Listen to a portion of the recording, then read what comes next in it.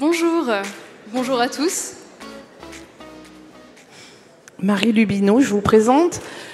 Vous êtes doctorante en sciences cognitives au labo Neurospin. Exactement. Nous sommes rencontrés, on va dire, il y a à peu près 1 an et demi.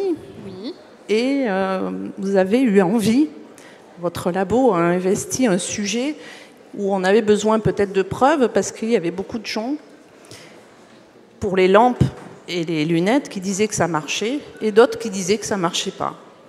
Et donc vous avez eu finalement le sujet à traiter puisque vous avez passé votre doctorat, c'est ça? Exactement, c'est une partie de mon doctorat du coup qui traite donc de l'impact des lampes et des lunettes que vous voyez sur cette photo et dont vous avez probablement entendu parler si vous êtes vous-même dyslexique ou que vous avez des enfants dyslexiques. Et donc, comme le disait Nathalie juste avant, en fait, c'est des objets sur lesquels on n'a pour l'instant aucun résultat scientifique qui prouve que ça marche ou que ça ne marche pas. Et donc, avec notre laboratoire, on s'est dit que ce serait quand même une bonne idée de pouvoir trancher sur la question. Donc, on a mené une étude sur ces objets. Alors, est-ce que ça marche comme ça? Parfait. Alors, dans un premier temps, en fait, je voudrais revenir sur l'origine un petit peu de cette idée selon laquelle la lumière clignotante pourrait faciliter la lecture des personnes dyslexiques, parce que ça n'a rien d'une évidence. Alors, en fait, cette idée, elle vient d'un article qui a été publié en 2017 par 2 scientifiques de l'université de Rennes, et dans lequel, en fait, ils étudient donc les yeux de sujets dyslexiques et d'adultes normolecteurs. Et il s'intéresse plus particulièrement à la fovea, qui est la zone que j'ai entourée en noir sur mon schéma, et qui est la zone en fait, qui vous permet une vision colorée. Et de manière encore plus précise, il s'intéresse à la tache de Maxwell, qui est le centre de cette fovea. Et en fait, ce qu'ils ont trouvé dans cette étude, c'est que chez les adultes normolecteurs, eh bien, il y a un œil pour lequel cette tache de Maxwell est parfaitement circulaire, et l'autre pour lequel elle ne l'est pas. Donc les 2 taches sont dissymétriques. Alors que chez les adultes dyslexiques, ce qu'ils trouvent dans leur étude, c'est que les 2 taches de Maxwell sont strictement symétriques. Et donc, parmi les conclusions que tire cet article, il y en a une selon laquelle ce serait la symétrie de ces taches de Maxwell qui générerait les confusions miroirs entre les lettres BD et PQ, par exemple. Et ils disent que c'est là l'origine des difficultés des personnes dyslexiques. Bon. Il y a quand même plusieurs questions qui sont soulevées par cet article, des points méthodologiques comme des questions un peu de fond. Par exemple, la cohorte de participants dyslexiques qui participent à cette étude n'a fait l'objet d'aucun test standard permettant effectivement de confirmer le diagnostic. Par ça, j'entends que dans l'article, on ne reporte nulle part le résultat d'1, 2 ou 3 tests qu'on aurait pu faire sur cette population pour bien vérifier qu'effectivement, les diagnostics qui ont été parfois posés de nombreuses années auparavant sont toujours valables. Ensuite, au cours de l'étude, il n'y a aucune performance de lecture qui est mesurée chez les participants dyslexiques comme chez les participants normolecteurs.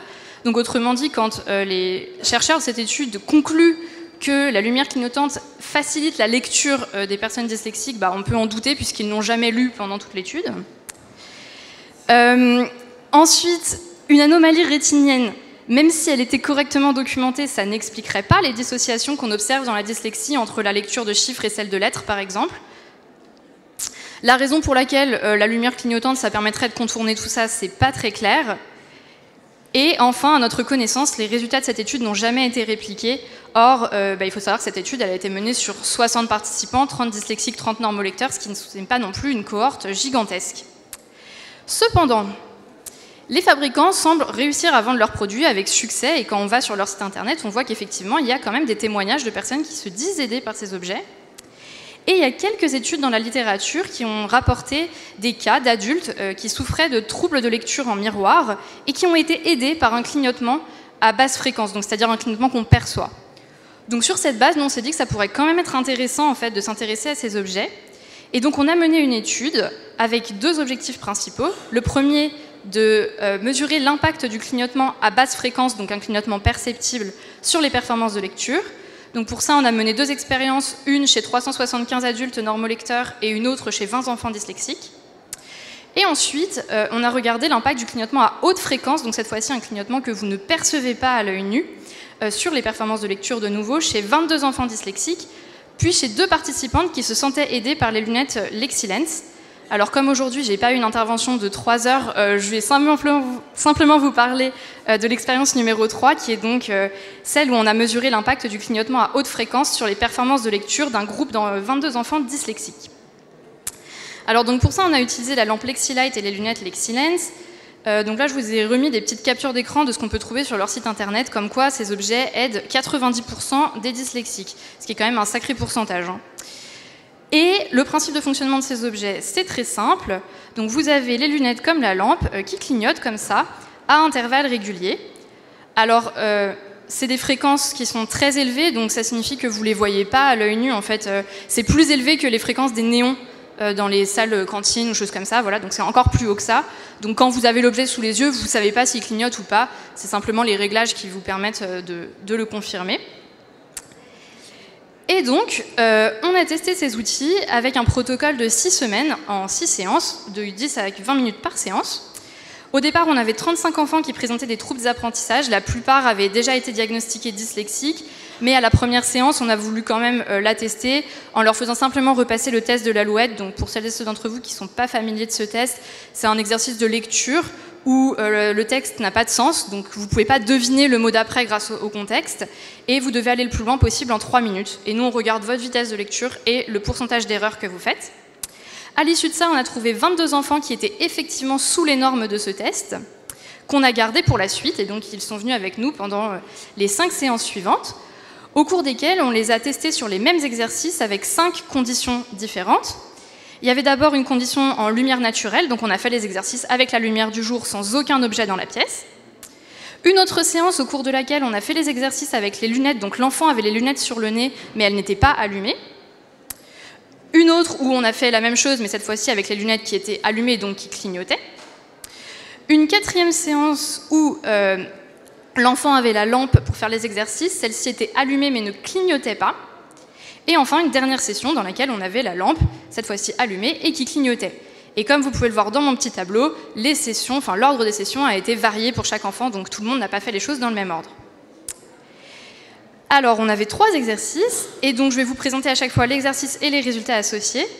Dans un premier temps, on avait un exercice d'identification de lettres, donc hop, ça ressemblait à ça. Donc vous aviez les 26 lettres de l'alphabet répétées 2 fois, et il fallait les nommer les unes après les autres le plus vite possible. Et les résultats de cette étude donc, sont toujours présentés sous cette forme, du coup je vous décris le graphique là bien, et puis les prochains on ira plus vite.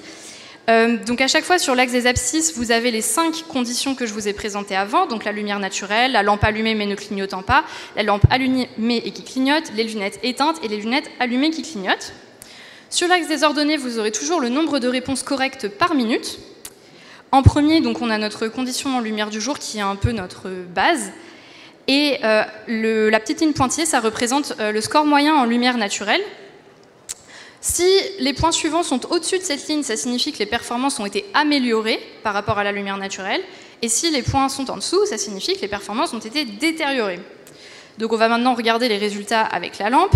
Donc comme vous pouvez le voir, les points sont certes un petit peu au-dessus de la ligne, cependant il y a des grandes variations, c'est ce qui est signifié par les couleurs qui représentent les distributions des scores. Donc en fait, quand on fait des statistiques sur ce résultat, on s'aperçoit que ce n'est pas significatif. Les points auraient très bien pu être sur la ligne pointillée.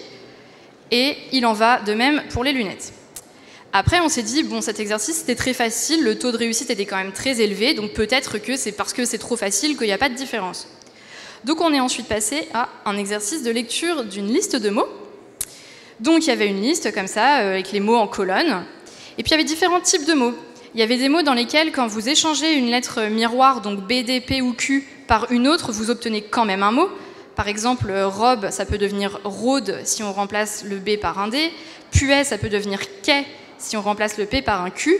L'objectif, c'était justement d'induire ce type d'erreur chez les enfants sans qu'ils s'en rendent compte, puisque ça reste des mots, donc comme on leur a dit de lire une liste de mots, eux, ça ne les perturbe pas. Ils lisent dur, rôde, ça marche. Et puis, comme les lettres B, D, P, Q sont très proches à la fois visuellement et phonologiquement, eh bien, on avait 2 contrôles pour ça. Donc, on avait des contrôles visuels où les mots étaient très proches. Donc, par exemple, là, le mot coureuse, le mot proche, ça va être couveuse. Pour lier, on avait le mot fier. Et puis, dans nos contrôles phonologiques, cette fois-ci, c'était en termes de son. Donc, par exemple, truelle et cruelle sont très proches en termes de son, mais les lettres T et C ne se ressemblent pas du tout. Donc de manière générale, sur cet exercice, comme vous pouvez le voir ici, avec le même type de schéma qu'avant, on a pareil, donc pas d'amélioration significative entre le score en lumière du jour et le score avec les objets, qu'ils soient allumés ou pas. Et après, on s'est intéressé spécifiquement du coup à nos lettres miroirs, puisque les auteurs de l'article disaient que ça jouait particulièrement sur ce point.